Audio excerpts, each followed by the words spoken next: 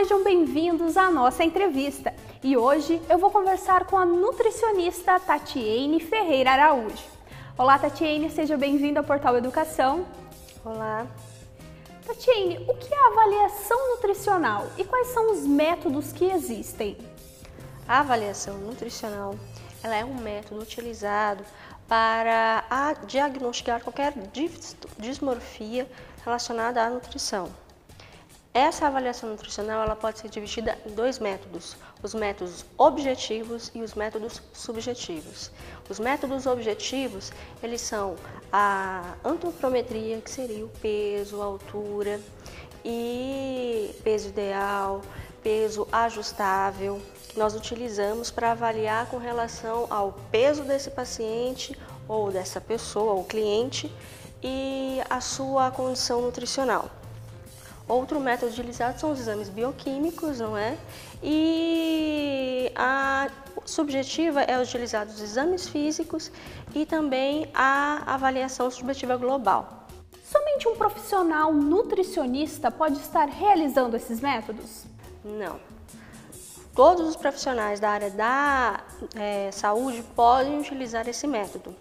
O que a resolução da nutrição comenta é o seguinte fato, de que é uma conduta do nutricionista realizar a avaliação nutricional, mas não obrigatoriamente ela deve ser feita apenas pelo nutricionista.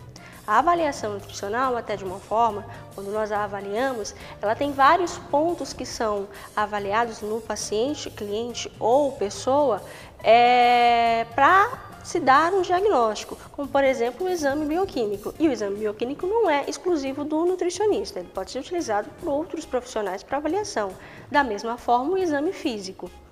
Então não é. O que é exclusivo do nutricionista é o diagnóstico nutricional, ou seja, classificar um paciente ou o cliente como desnutrido ou obeso, isso sim, é um papel apenas do profissional da nutrição. A avaliação subjetiva global é realmente um método confiável e em que casos deve ser usado? A avaliação subjetiva global, hoje em dia, ela é classificada como um método padrão ouro para avaliar o risco nutricional dos pacientes, principalmente os hospitalizados. Ela se divide não apenas em avaliação subjetiva global no adulto, ela já tem outras dimensões, como por exemplo, a avaliação subjetiva global em pacientes em hemodiálise e também em pacientes com câncer. Também se derivam a avaliação subjetiva global no idoso e a avaliação subjetiva global na criança e no adolescente. A avaliação subjetiva global, ela não é um diagnóstico nutricional. A avaliação subjetiva global, ela é utilizada para verificar o risco nutricional que este paciente possa ter.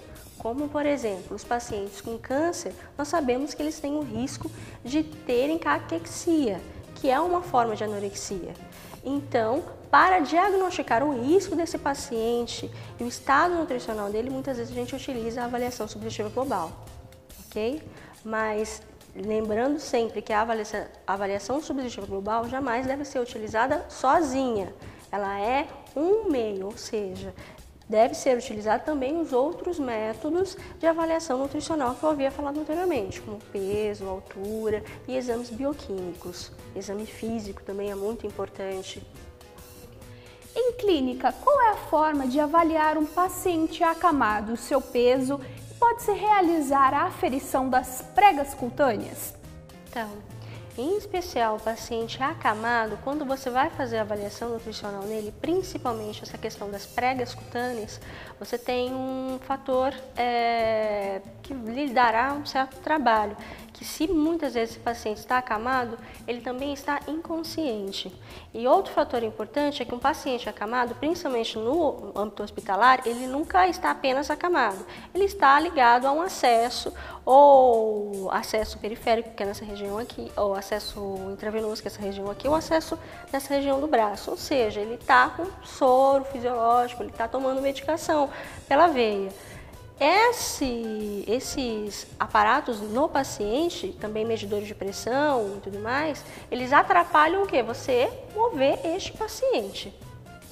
principalmente com relação às aferições das pregas, porque quando você vai tentar fazer uma prega triciptal, que é essa daqui, ou então a prega subescapular, você tem que movimentar o paciente, precisa da ajuda de uma outra pessoa para fazer isso.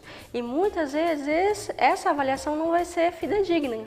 Por quê? Porque você provavelmente movimentando esse paciente, você vai ter que puxá-lo. E puxando, você não consegue fazer uma prega correta no tecido se ele está sendo esticado. Espero que você tenha conseguido entender essa associação. E muitas vezes também esses pacientes eles estão o quê? Edemaciados.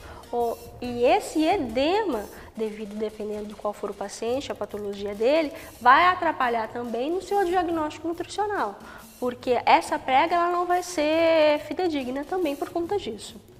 O que muitas vezes nós fazemos com os pacientes que estão acamados é utilizar uma fórmula de Schumleyer, que seria para avaliação, não é, do estado nutricional, o peso estimado e também a altura estimada, tá? Que seria a altura do joelho e também a estimativa de peso. Isso que nós utilizamos para conseguir esses valores. Para verificar o risco nutricional, que é o que muitas vezes as pessoas fazem com as pregas cutâneas, nós utilizamos os métodos para verificação de exames bioquímicos e também, caso possível, se o paciente estiver sem edemaciação, utilizamos a circunferência do braço e também os outros métodos de avaliação que eu já tinha falado anteriormente, que seria o peso ajustável e a estimativa de altura, que é pela altura do joelho. Tatiane, quais são os exames que devem ser solicitados para verificar o estado nutricional do paciente? Os exames bioquímicos que podem ser solicitados seriam a albumina, a transferrina e também a pré-albumina.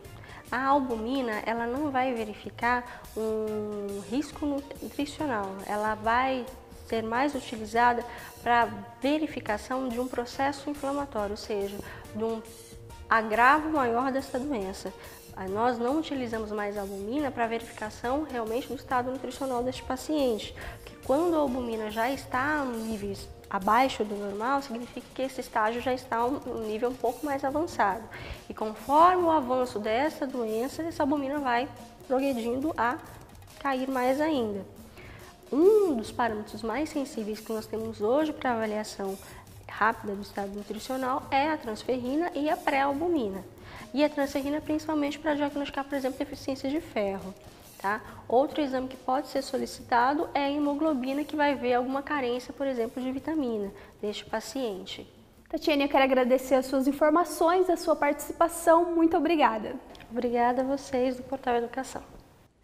Bom, pessoal, a nossa entrevista de hoje fica por aqui. Até a próxima e bons estudos!